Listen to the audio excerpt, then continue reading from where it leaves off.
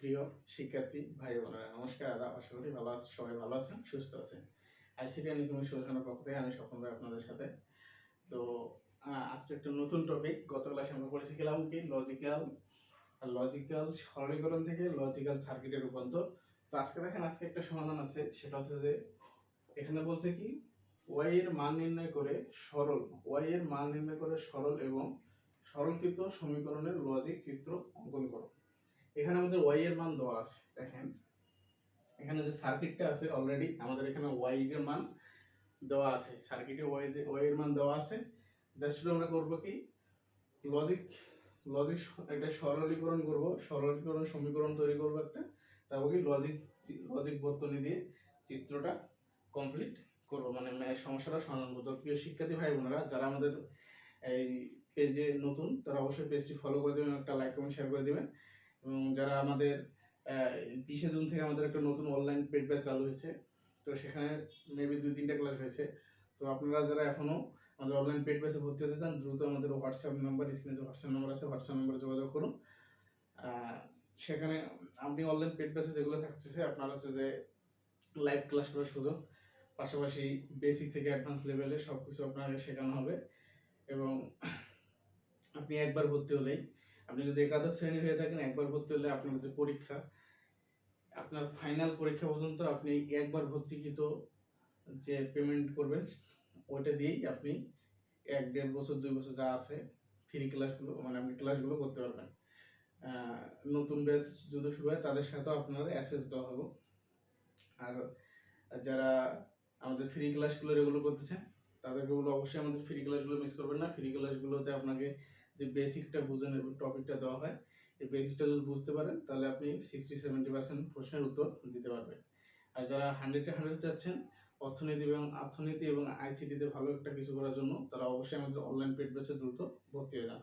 তো প্রিয় শিক্ষার্থী বন্ধুরা, তো চলুন আমাদের এই যে লজিক্যাল যে সার্কিটটা আছে, আশা করি এই লজিক্যাল সার্কিটটা সবাই বুঝতে পারছেন। এটা আমরা এখন সরলীকরণ করে লজিক সার্কিটে রূপান্তর করব। তো চলুন এখানে দেখেন, এখানে ওয়াই ইকুয়াল কি দেওয়া আছে, অথবা এই লেখাগুলো বুঝতে একটু অসুবিধা হচ্ছে, আমি বলে দিতেছি, আপনারা একটু নোট করে নেন। এখানে বলা আছে যে ওয়াই এর মান নির্ণয় করা, ওয়াই এর মান নির্ণয় করে সরল করো। ওয়াই এর মান অলরেডি আমাদের নির্ণয় করা আছে, এটা আমাদের নির্ণয় করা লাগতেছে না। এবং সরলকৃত সমীকরণটা আমাদের বাইরে হবে, সেটা দিয়ে একটা লজিক চিত্র আঁকতে হবে বা লজিক্যাল বর্তনী আঁকতে হবে। তো আমাদের এখানে যেহেতু ওয়াই বাইর করা আছে, তাহলে আমরা এটা নিব কি, নিলাম মনে করেন যে Y equal A plus B not plus A not BC. আমাদের ওয়াই ইকুয়াল তো আছে এটা, এইটাকে আমরা সরলীকরণ করার পরেই আমরা কি করব, লজিক্যাল যে বর্তনী, এই বর্তনীতে আমরা রূপান্তর করব। তাহলে এটাকে আমরা ভেঙে নিই। এটাকে ভেঙে নিলে আমাদের কি দাঁড়াচ্ছে দেখেন,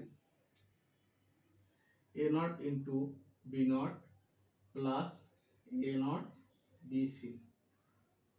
এতটুকু আমরা বুঝলাম। এখন এখানে আমি কি কমন নিতে পারি না? দেখেন তো, এখানেও এ নট আছে, এখানেও এ নট আছে। আমি যদি একটা এ নট কমন নেই তাহলে থাকে কি, একটা এ নট যদি আমি কমন নেই তাহলে এখানে থাকে কি, এখানে থাকে B not plus BC. A not যদি আমি একটা কমন নেই তাহলে থাকে কি, বি নট প্লাস বিসি।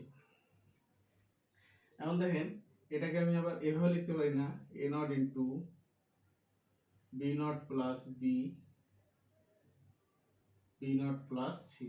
যেহেতু বি নটের সাথে বিও আছে, গুণ বি এবং সি গুণ অবস্থায় আছে, যেহেতু বি নটের সাথে বি এবং সি দুটোই আমি গুণ করতে পারি।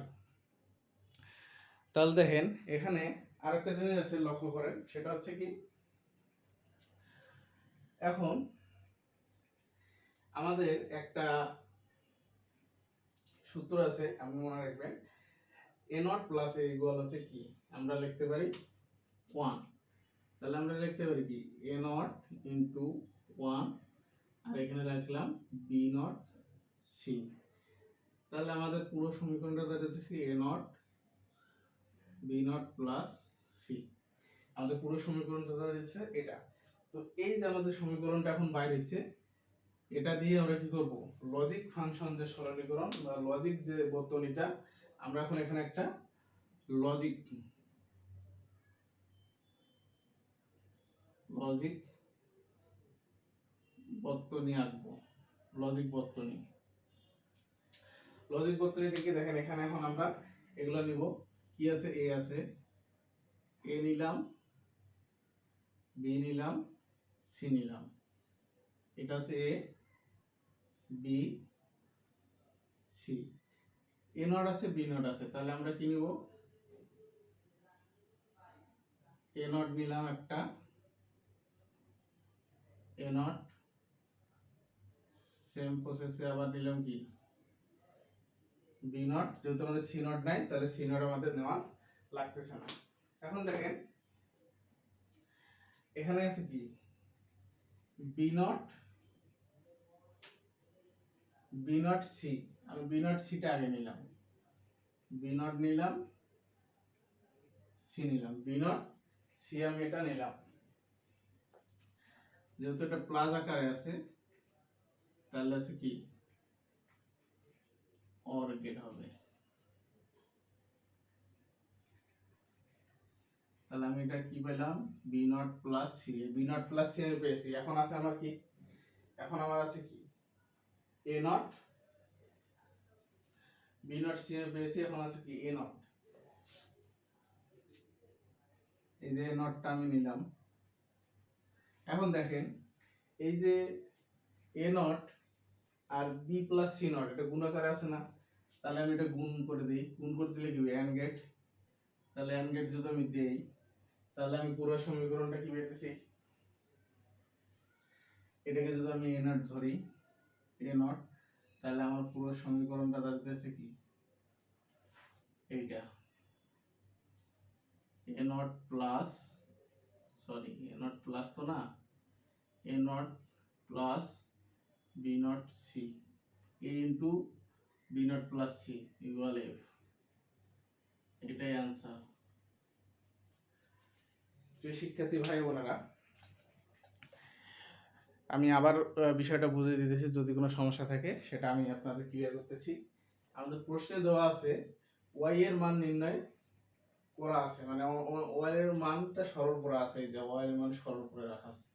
এখন এটা সরলীকৃত মান, মানে এটাকে আরো যে সরলীকৃত আমরা সরল করেছিলাম, লজিক্যাল সরলীকরণ যেটাকে বলে, এই সরলীকরণটা যে করেছিলাম সেটা করার পরে বলছে একটা লজিক বর্তনী আঁকো। তাহলে আমরা এটা y এর যে মানটা, এটা মানটা বের করলাম, এই মানটা দিয়ে আমরা একটা লজিক্যাল বর্তনী তৈরি করলাম।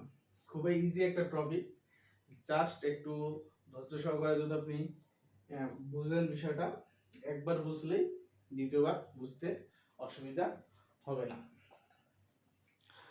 তো প্রিয় শিক্ষার্থী ভাই বোনেরা, আশা করি আজকের যে টপিকটা সবাই ক্লিয়ারলি বুঝতে পারছেন।